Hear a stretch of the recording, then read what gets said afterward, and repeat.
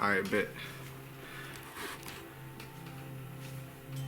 Oh, my camera doesn't die. My dad said. Alright, yo, what's up? I feel like I always make these little like videos, or I just get the urge to make one of these kind of just like deep dive conversations with myself. I don't even know if anyone will see this, but I feel like my life goes in seasons, and every transitional season feels like I need to just like have a little conversation with myself, a little check-in, if you will. But yeah, on this episode of Spiritual Ball Knowledge, the topic is fucking up. Cause life is fucking awkward sometimes, homie. Life is fucking awkward. It's uncomfortable.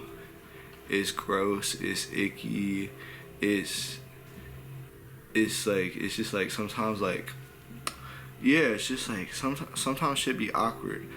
But I think that feeling, how you go from that feeling, is one of the most beautiful human experiences that we have. Like, feel like that awkwardness, that uncomfy, like feel it in your bones, your spine, just like that cringe. To be cringe is to be free, because it's just like, yo, like that's just like, that's when you're the raw self. Like when your ego gets tapped and you're just like feeling honestly insecurity and just like vulnerable. Those moments are the best indicators of who you are and where you are in your journey. Because guess what? We all fuck up. Whether that's in a small way or a huge way. We all can be assholes sometimes. Or not even assholes, but we can be very like reactionary to things, you know? Like we can sometimes move as humans without thought, and we're just reacting to things, and sometimes we mess up, or we break boundaries, or we break our own boundaries, and we put ourselves in positions that are awkward or uncomfortable or just like scary. And that's like how you move on from that is literally what makes you as a human, you know? Like there's two paths you can take. You can like go more inward and hide because of that shame or that uncomfort or that weirdness, or you can like confront it, sit with it, feel it, and keep going forward. Yeah, and I think that's like really quintessential, because honestly this summer has been a beautiful thing for me. Like I've done so many things I've been manifesting for my life, and it feels it's starting to get real, as far as like it's been real, but it's starting to get real as far as like feeling like I'm walking in my purpose and I'm walking in my passion. And it feels like every summer it kind of feels like I'm getting a little closer. But with that growth always comes these mistakes that I make. You know, like whether that's in my relationships with people or my relationship with my craft and my art. Sometimes I get overzealous with it, and I'm a super passionate person, so I can overstep. And it's like once that boundary is broken, it's like, did I overstep in a way of pushing myself forward, or did I push myself back? And if I push myself back a little, is it time to take a step back and reflect and learn from it, you know? And I think like that's really, last time I did one of these I was talking about the 4 agreements, and it goes into like not taking anything personally, because it's not personal. You fuck up and people I love when people call me out on my shit, because it's uncomfortable and confrontation is weird and it feels like gross and uncomfortable. But like if it's not in an animosity way, in an angry way, I think that shit is really cool to get constructive criticism, and heavy on the criticism part, because you have to be critical of yourself and how you move and how you present yourself and how you respect others and yourself. But yeah, like I think like the more I've gotten closer to my goals, the more pushback there is, in a way where it's like I can't always do the same things that I always would, because it's like the platform is getting larger and there's more eyes on it who have more opinions, or like just point of views and things that they're trying to grow and protect about their space. And like honestly, the people I'm around, I'm in rooms with some of like the people that inspire me, and I feel like the imposter.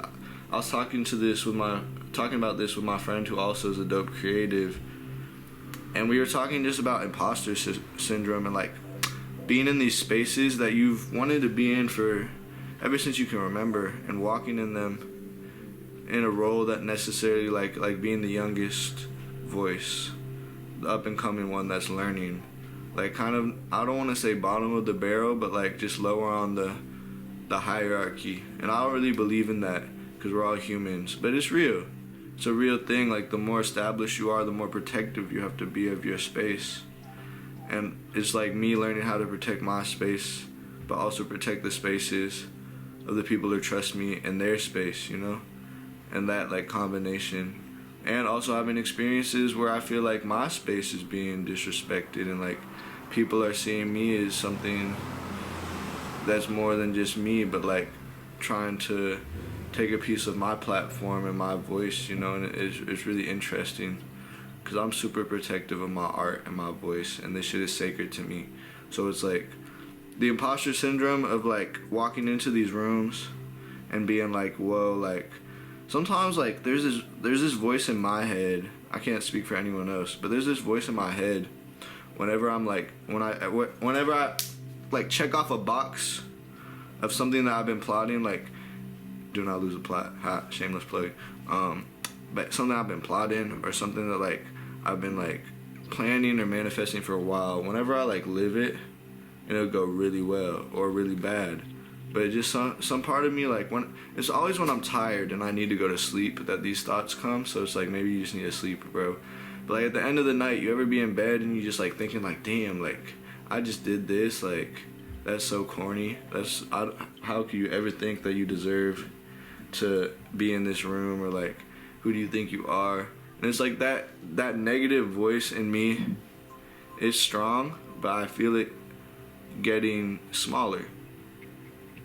I feel it getting smaller and quieter because there's this other voice in me that says, and this might sound crazy because I'm like the voices, but it's like me. Side-eye. No, I'm just kidding. But yeah, like there's this more confident voice of me, this other like alter ego, as my friend was saying, that said, that just says like, nah, like keep going, you know? And for a while it was like that voice was super faint, and it was like all the insecure one that was like, you don't deserve this. But now like I feel confident that I do deserve it, you know?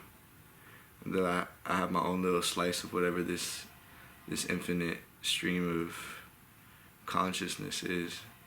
But that slice is beautiful. And honestly, it's all, I guess, like I've been yapping for a while, so I'm gonna end it here. But it's all a journey of self-love. And I think I'm in the place where I'm learning to be alone. But not alone, because myself is like the most there for me thing. And not to say that I can't like fall in love and and have friends and like have all these other things, but it's like 21 years old. Life has been, I'll tell more about my story and my life as this thing keeps going, but my life's been seen some things, and I've gone through some things that weren't always the greatest.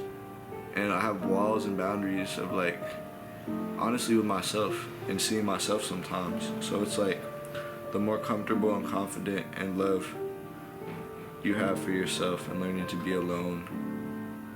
And being alone doesn't mean being by yourself, but being able to be with yourself and be able to be alone. That's a beautiful thing. To not feel alone when you're alone, you know? To not feel lonely. I think it's all about that self-love, and that's the quintessential. Imagine I wasn't even recording this. Let me check. I pray to God I was recording this, because this cannot come back. Oh yeah, I was recording. Beautiful. But yeah, like, I guess it's just like self-love. At the end of the day, that's something I'm finding, and it's how you bounce back. Like self-love when the negative side, that negative voice comes in. That's a real trippy thing, for sure. Alright, my dad's calling me. I'm gonna end it there, but love yourself. Keep following your dreams. It's on spiritual ball knowledge. That's what I want to call it. I like that. I think it's funny because it's like just life. But yeah, much love. If you made it to this point of the video, comment chicken sandwich. No one's gonna know what chicken sandwich means. I might just be hungry. Fuck. I gotta go, y'all. But yeah, comment chicken sandwich. My name is Xander Pages. For homies, hit me up. If we're not, say hi. If this found your little slice of the internet, I love you. Bye.